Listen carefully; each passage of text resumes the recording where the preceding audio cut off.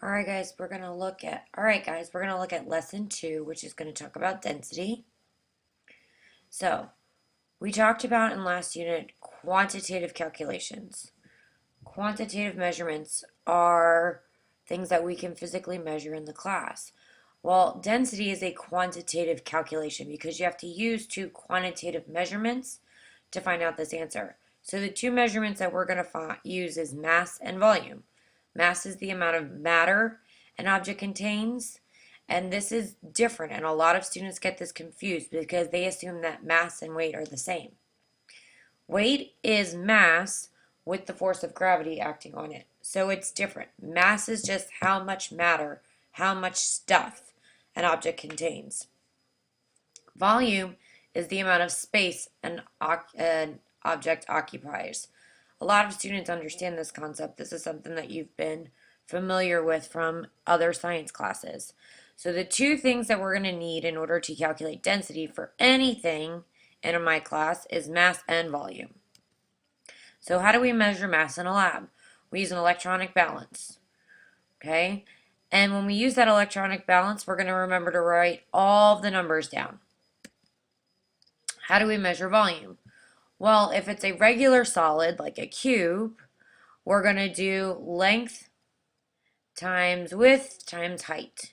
Okay? So for example, if we were to look at the volume of this cube, we'd do 1 times 1 times 1, which would be 1 cubed. Now, if we're looking at liquids, we would use a graduated cylinder.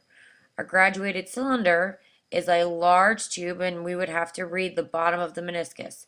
So for example, this is 20, 21, 22, 23, 24, 25, 26, 27, and that meniscus, the bottom of that arch, is about halfway between 27 and 28, so it's going to be about 27 and a half.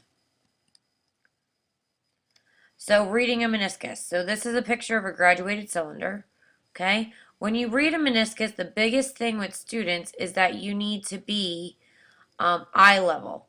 So if you read from underneath, if you're too low than the meniscus, then you're going to read a value that is incorrect. If you are looking too high, if you're looking down on it, then you are going to be reading a number that's too high. What you need to do is become eye level. So you need to read it correct, right along the bottom, straight on. So a lot of students like to pick graduated cylinders off the countertop or beakers off the countertop. That is an incorrect lab procedure. You want to bend down to read the bottom of that meniscus. So bend down to the measuring device. Don't lift the measuring device up to you. So when you're measuring the volume of an irregular solid, you're going to use water displacement. So what you're going to need to do first is you're going to need to measure the initial volume, then measure the final volume. Once you put the object in, then take the difference. So let's look at this picture here. Initially, the water was at 20 milliliters. Then once we placed the rock in it, it rose to about 22 and a half. So this difference right here from where your water started to where your water ended, that displacement, how much that water moved up, is due to the volume of that object. So let's do a practice. What is the volume of this solid? Okay. All right, in this picture on the left, the meniscus, the lowest part of the water, is at 4246. So that's at 46. Once we put our little scuba diver in, the water jumps up to 52, 54. So the difference between 54 and 46 is going to be the volume of our solid. That difference is 8. So that's how we get the volume of our little scuba diver. So now let's look at density. Density is the ratio of the mass of an object to its volume. And we're going to use the density formula. D equals M over V. Think broken heart. So we have this top of the heart, which would be the M. The bottom of the heart would be the V. And the division bar would be breaking that heart in half. Okay?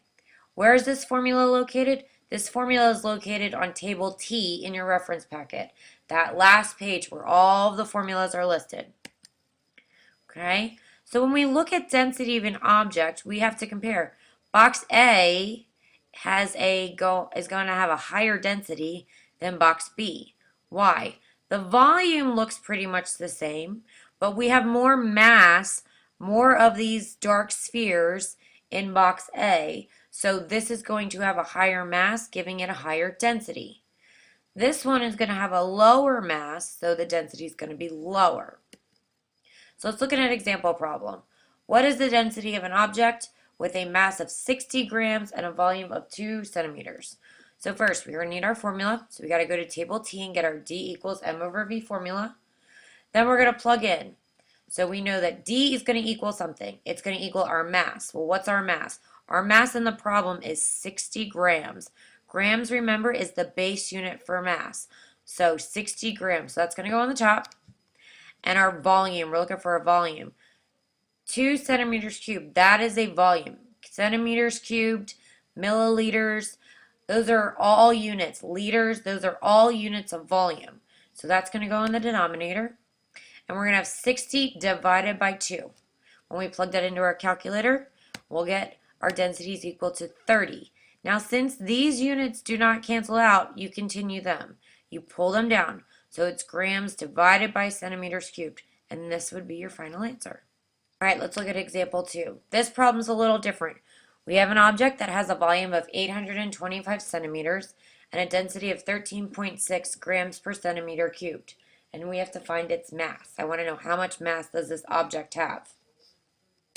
So we're going to start off with our density equation. And we're going to plug in the things that we have. Well, we have a density of 13.6 grams per centimeter cubed. So this is a density number. So that's going to go in for our D. Okay.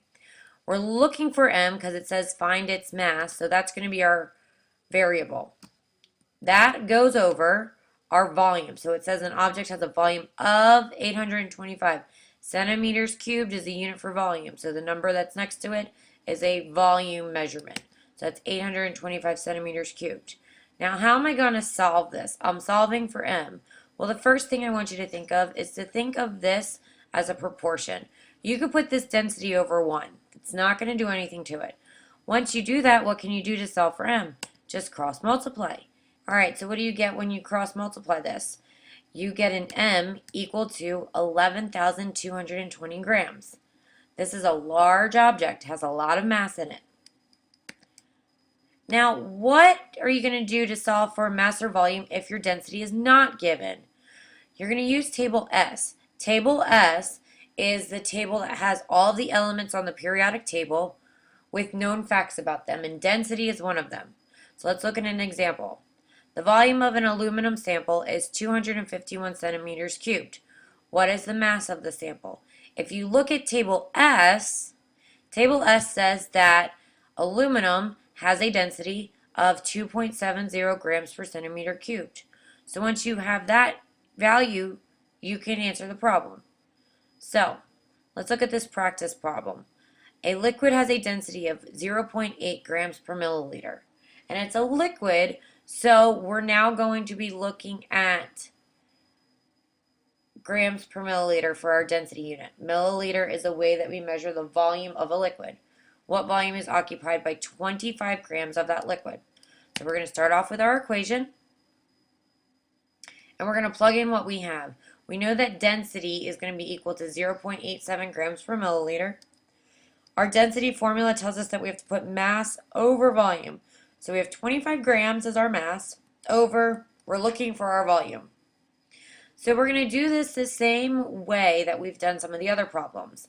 I'm going to cross multiply my V with my 0.87 grams per milliliter.